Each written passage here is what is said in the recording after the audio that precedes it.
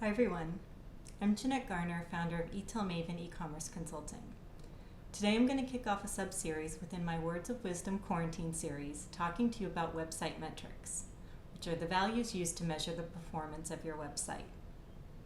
The metrics can tell you if you have an issue you need to fix, they can tell you where you are on track with industry standards, they help you pinpoint where to invest time, effort, and money to move your business forward. We say metrics plural because it takes several of them to paint a picture of the health of your business. Sales alone is not enough. One of the enlightening things that came about with the launch of online selling was that you could measure everything without relying on anyone or a team of anyone's to capture the data. Vastly more data than you were able to capture in the brick and mortar environments. As bricks and clicks merge and new technology is introduced, this is changing. But that's a whole other video.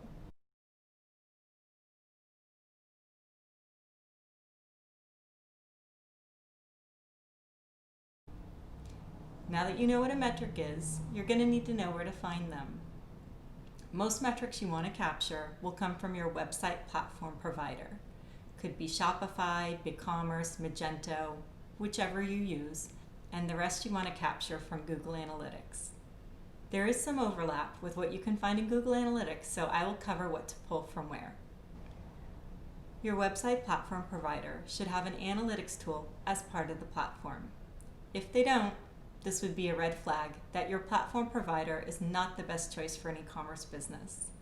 If you find this pertains to you, I'd suggest you consider migrating to a more appropriate platform with the help of experienced e-commerce developer support, as a platform migration is not a simple task, especially for an e-commerce business.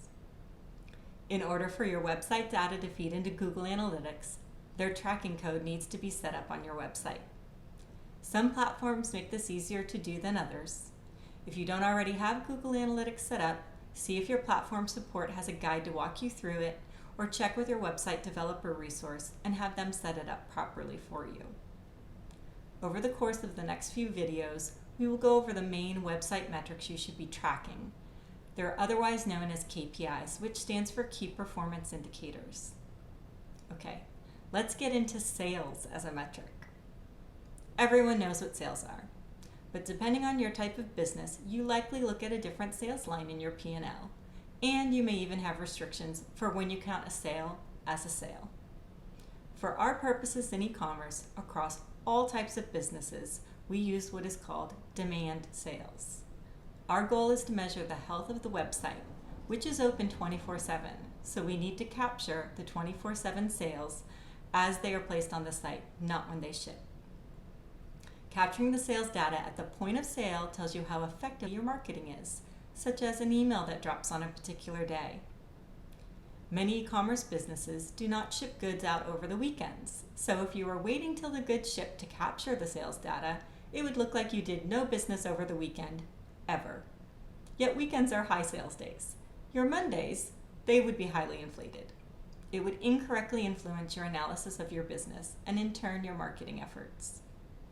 Tracking sales as they are placed by the customer gives us a full 24-hour picture of a day's worth of sales and a full 7-day picture of a week's worth of sales.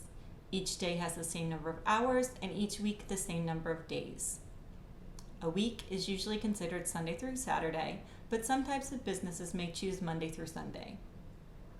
Capturing sales across equal periods of time is important to be able to compare current performance to past performance. Months vary in number of days, but they don't when comparing this year to last year, with the exception of February during leap years, of course. If you're a retailer, you are likely using a 4-5-4 calendar, which is ideal.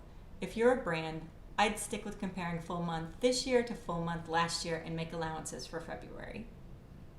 Okay, we covered that demand sales are captured when the customer places their order, so it would make sense that your website platform analytics tool would have the most accurate data for this, right?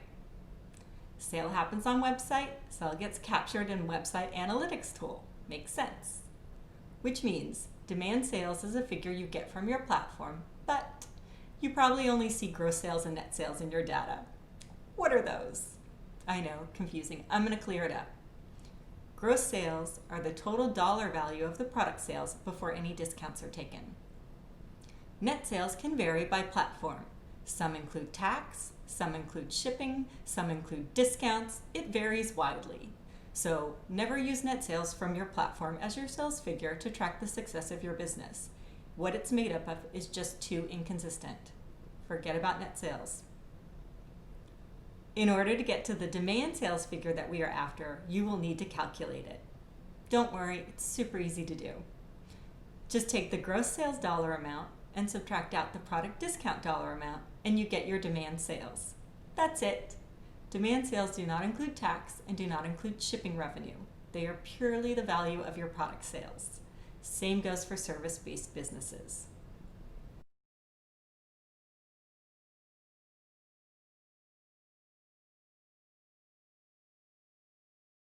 With your demand sales number, you can now compare your business performance over time. How did you do this past year versus the prior year? Did your sales increase? I hope so. E-commerce as a whole has grown about 15% each year over the prior year for the past decade. If your e-commerce business isn't growing at least 10% a year, I would say that's definitely something to dig into and understand.